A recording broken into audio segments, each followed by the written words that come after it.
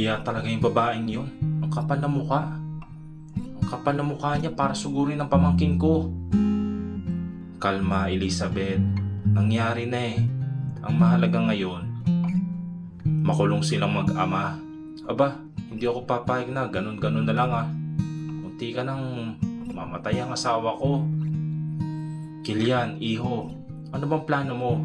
Tutulungan ka namin. Mahinahong saad ni Papa sa kanya. Mag-ingat na lang po kayo at magkita-kita na lang po tayo sa korte. Tumango naman sila mama at pinakinggan pa si Kilian tungkol sa investigasyon. Pinakita din namin ang mga papeles at ibang pruweba sa kanila. Ramdam ko naman ang nagtitimping galit nila tita sa mga De Vera. Makalipas ang 2 araw ay nabuo na din ang lahat ng pruweba at inayos na ang sinasagawang plano ni Kilian.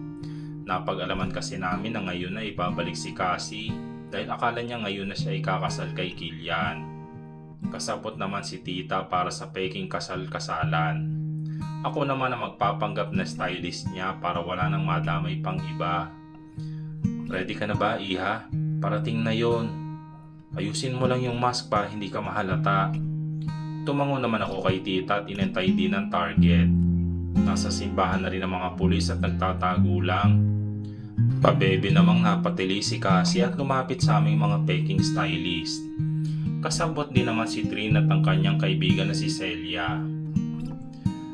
Tita, grabe, naiiyak po ako. Na-surprise talaga ako. Ganon talaga si Kilian. Alam mo naman yon. O siya, magpaayos ka na at nakaredy na ang lahat sa simbahan. Siya nga pala, nasaan ang papa mo? Ay, hindi po siya nakasama kasi nasa ospital po siya. Sabi ko nga, wag na muna po akong umuwi eh. Pero pinilit niya ako kaya umuwi na po ako.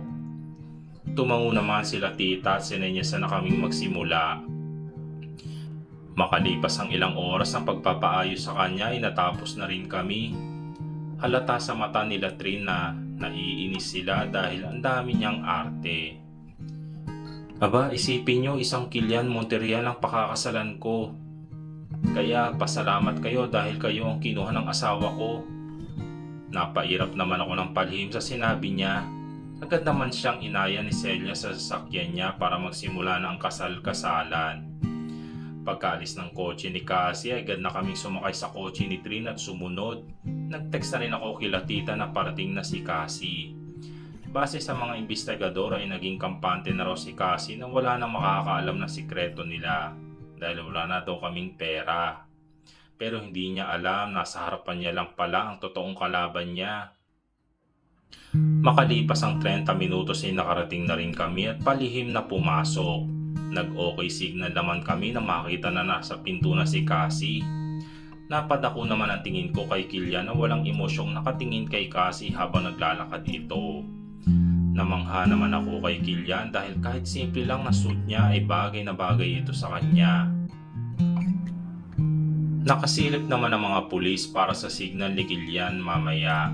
Hindi naman magpapaputo o gagawa ng masama ang mga pulis mamaya dahil simbahan pa rin ito at kailangan nating irespeto ang bahay ng Diyos. Do you take Cassie De Vera to be your wife?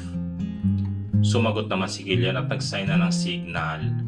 Nakapangiti naman ng todo si Cassie sa sagot ni Kilian. Nang siya na ang tatanungin agad na siyang hinawakan ni Kilian at inisihan. Nakita ko naman ang pagtataka niya at takot. Inaaresto ka namin, Miss De Vera, sa salang attempted murder. Wala naman akong pinatay ah. Anong ibig sabihin nito, Kilian? Pakawalan niyo ako. Huwag ka na magsinungaling. Wala ka nang may tatago sa amin, bistado ka na. Saad ni tita sa kanya. No, hindi ako papayag. Malalagot kayo kay daddy. Talaga ba? Nakaposas na rin ang tatay mo sa States. Wait mo na lang ang pagkikita niyo sa korte. Pinusasa na siya at dinala sa kotse ng mga pulis. Nagpupumiglas pa siya pero sa huli na ipasok na siya sa sasakyan at agad na silang umalis.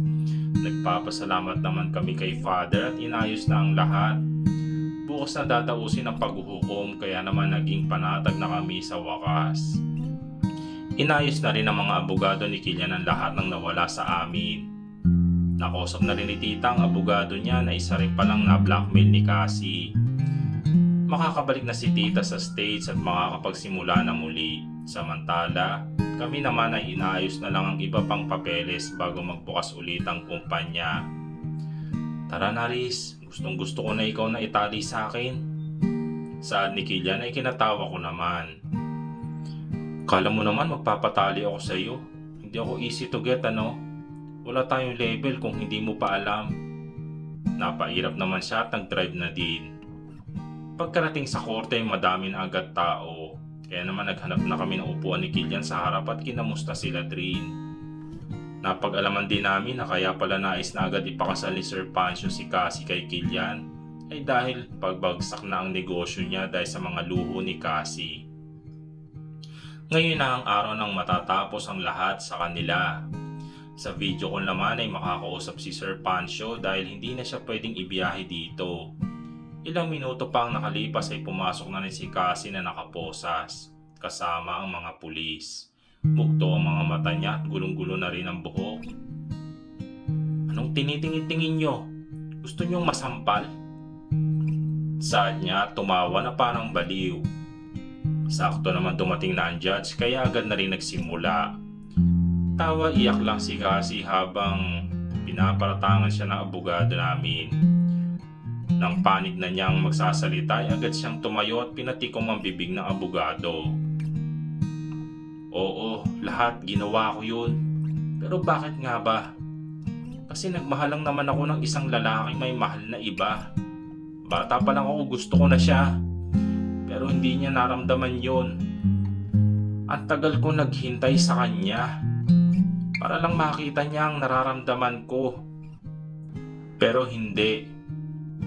Kaya nga nangyari ang lahat ng ito eh. Dahil sa'yo, masaya ka na? Masama bang magmahal? Kilian, childhood best friends tayo. Kahit yung feelings ko na lang sana nakita mo. Di ba ang sakit lang kasi lagi ako nandyan para sa'yo. Pero iba pa rin ang hinahanap mo. Kulang pa ba? Silence! Sigaw ng judge nang biglang umingay ang korte. Lumabas na rin sa labi mo, Miss De Vera, ang lahat ng paratang sa'yo. Kaya you are now proven guilty. Saad ng judge saka tinapos ang paglilitis. Umiiyak lang sa gilid si Cassie at walang ganang sumunod na sa mga pulis. Napayakap naman ako kay Kilian at naiyak na rin dahil sa nalaman ko kay Cassie. Hindi ko din naman siya masisisi dahil nagmahal lang siya, pero sumobra na ang paglaban niya. Kinabukasan, nagulat naman kami ng ibalita sa amin na patay na daw si Sir Pancho. Nag-iwan din daw ito ng sulat kay Kilian at kay Cassie. Naging laman na rin ng balita ang mga De Vera sa Amerika dahil sa nangyayaring ito. Binasa naman ni Kilian ang sulat at nakasaad dito ang paghingi ng paumanhin nito sa lahat ng kasalanan nilang mag-ama. Napag-alaman din namin na siya pala ang may pakana ng aksidente ng magulang ni Kilian. Napabuntong hininga na lang kami dahil wala na rin kaming magagawa dahil wala na rin siya. Pumunta na rin kami kay Cassie para ipaabot ang sulat. Akala namin sisigawan niya kaming muli, gaya nung isang araw, pero nagkamali kami. Sana maging masaya na kayo. Huwag niyo na ako dadalawin ha. Hindi ko nahangad ang kapatawaran sa inyo. Pero nais kong maging masaya na kayo. Tumalikod naman na siya agad at matapos ay tanggapin ang sulat. Makalipas ang isang linggo ay nabulagta kami sa ibinalita ng mga pulis. Nakita niya na lang daw na wala nang malay si Cassie at napag-alaman na may sakit siya sa puso. Hindi na niya kinaya ang lahat kaya ikinamatay na lang niya ito. Makalipas ang ilang taon, naging panatag na ang lahat dahil wala nang makakapaghiwalay at makakasira pa sa amin ni Kilian. Itutuloy.